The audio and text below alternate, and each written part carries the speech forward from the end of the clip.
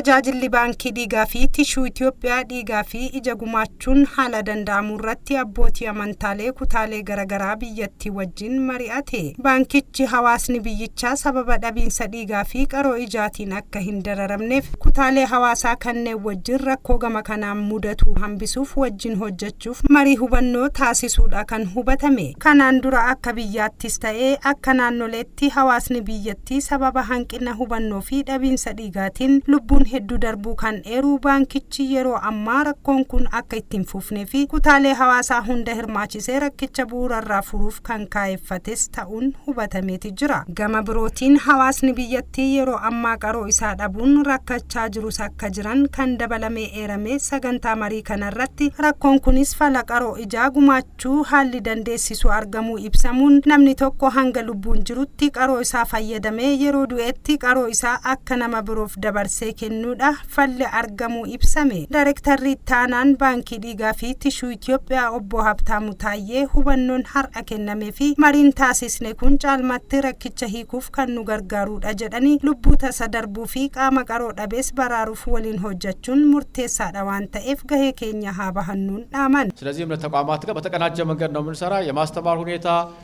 ሰነዶቹ ጭምር ኑሮ እኛ ብናስተምር የተባሉ ጉዳዮች በጣም የተቀደሱ አመለካከቶችና ሀሳቦች ስለሆኑ ሆጂ ቅንዶሚናን ወጂን ወጀኑ ከሰቲ ሁባኖ ከኑፊ ኢላልቸ ጅጅሩ ደበለቴ ሃልዱሬን ጦሙራሜ ዋንጅሩ ቦአ ቅንዶሚኒ ወሊን ሆጀቹ ፊደሞ ሆጂን መዳላ ከንዴም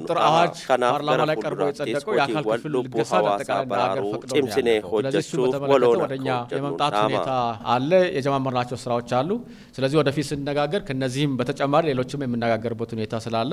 ለነዛም ዝግጅት ማድረግ ስራ በየእምነት ተቋማቱ የተደረገ እምነቱ በሚፈቅደው መንገድ በደንብ አብረን ሄደን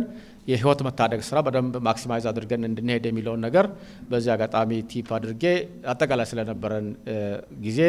ፈጣሪ የተመሰገነ ይሁን። በጣም እጅግ አድርገን እናመሰግናለን። ህርማቶታ ሰገንቲቻ ኬሳ ከነን አዳማን ብሮድካስቲንግ ሰርቪስ ዱቢሴ ልቡ ደቢንሰ ዲጋን ደርቡ ጥቄሱ ፊ ቀሮ ዳቡን ደረረሙ ፍሩፍ ዲጋ ፊ ኢጃ ኬኛ ጉማቹ ፊን ጭና ዳባና ጀቹን ዱበተኒሩ ካንኪያ ሼክ አብዱል ቃድር ሼክ አህመድ ጀዳማ ኢቲ አማና መሪ ዲሞት እስላሙማ መጋላ አዳማ ዋኤ ዲጋ ፊ ኢጃ ቶለናማ ኦሉዳ ካንጀዱ ማተዱሬ dhiiga yoo jedhu amantaan keenya immoo kanarratti kakaasaa keessattuu ija ramadaanaa keessa shari'aan maal jedha attabarru'u biddami hadiyatun samiinatun munqizatun lilhayaati jedhaniin dhiiga namaa kennuun kennaa guddoo lubbuu baraartu waan ta'e namni tokko nama dhibamu sababa dhiigatti lubbuu baatu yoo gargaare akka waan lubbuu isaa baaseeti du'arraa oolchete. kanaaf rabbiin quraana keessatti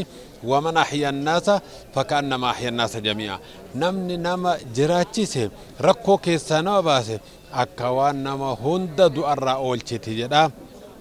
كنا قبّي إن شاء الله ديجا كنو أمتك نرتك كاسو رد قبّي ده ربي جدا إن شاء الله بافورك يوحنا سنجرما ولي جلا أرثوذكس توايدو إثيوبيا كتالا لبوانجلا في ولتكابا قومي أبوتي أمانتا مقالة شجري ويا هالرايو